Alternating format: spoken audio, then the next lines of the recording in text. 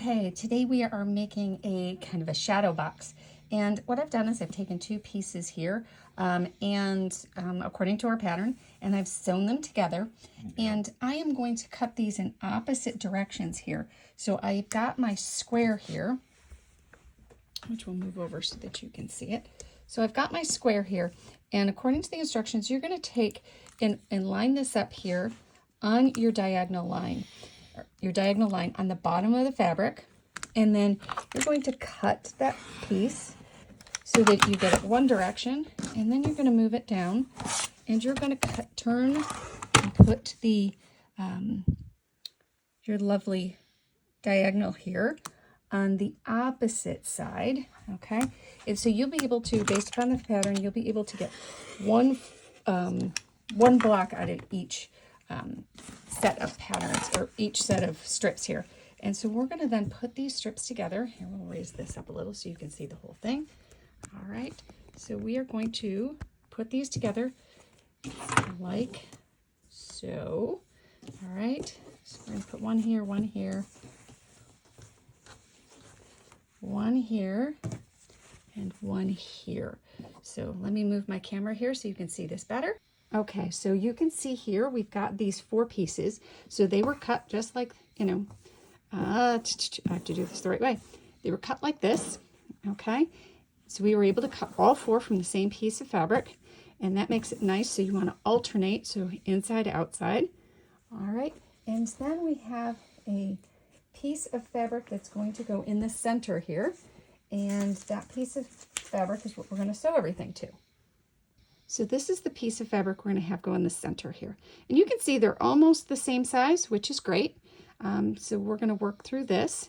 Now, first thing we're going to do is sew these two sides to the center, and we're going to stop about 1/4 of an inch from each side. Now, if you're not necessarily good at estimating what 1/4 of an inch is, my favorite way to do it is take my fang here. This little bit here is 1/4 of an inch. And I will take that 1/4 of an inch and I will pop it on here and be able to put that little dot there. So if you need help, you can put little dots on the edge to know where to stop and start. I've been doing this long enough, so I eyeball it. So let me sew these two pieces together and I'll show you the next step. Okay, so we have sewn these two pieces together, as you can see here. And when I've done it, if you have trouble seeing where your dots or whatnot, you can always backtrack a couple of stitches. Usually about 2 stitches will do it to get you to that 1/4 inch mark. So now, as you can see here, I'm going to press this towards the darker fabric, just so that our sides look pretty. And the next step we have is we're going to sew these two sides on. And again, we're going to only sew right to this edge. So you don't want to sew into these other pieces. All right, and we're going to sew these on next. So you'll basically be left with kind of some flaps here. Okay, now to know how to place your fabrics here, so see, we've got this piece, and it's rather large, and it may be hard to figure out where to place it. I folded both this piece and the other piece in half, okay, and made a nice little crease here so I can measure my middle. Now, what I do from here is I will go start right just on the edge of my seam, right up here. And I will sew right to the edge of my seam here. And that way, make sure I'm not locking my stitches yet, because that's where I'm going to have to kind of sew these together in the end.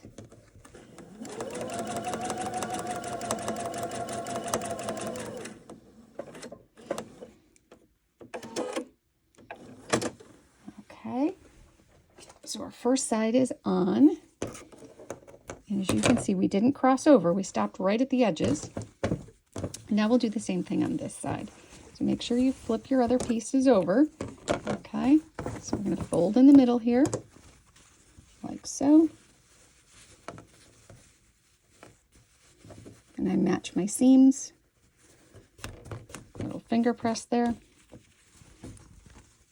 And then I'm going to do the same on this side. Do a little finger press here.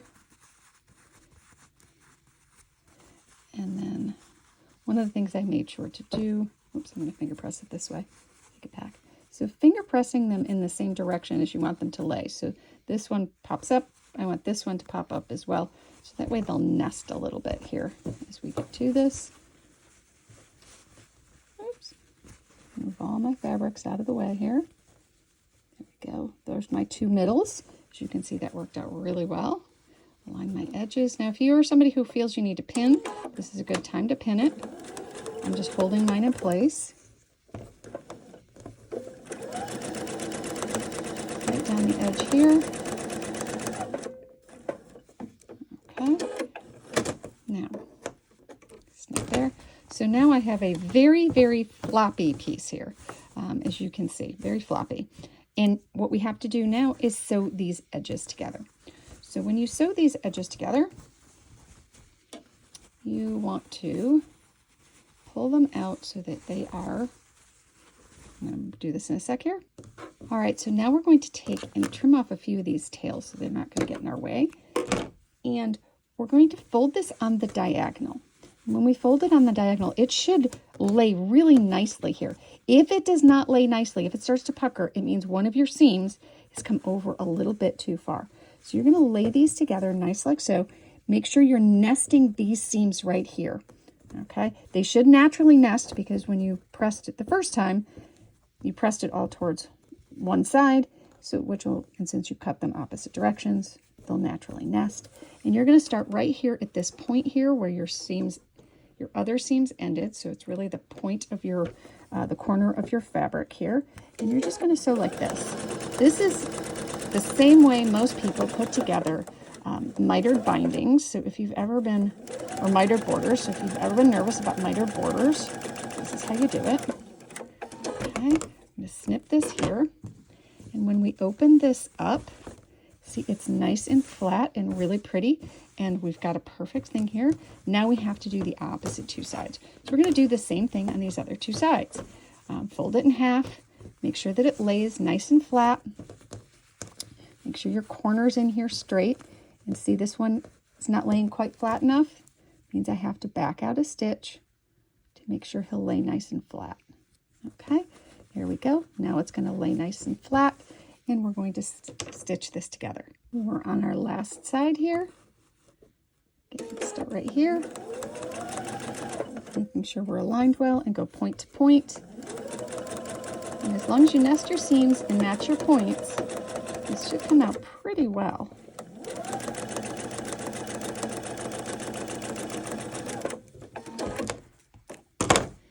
So we'll trim up a few little seams here before we go further.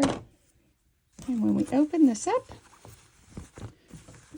voila, we have a nice window box. So for those of you who have never tried a window box before, this is a nice way to do it. You can press your seams, trim off your corners, and voila, a perfect way to frame a really nice little print if you have it.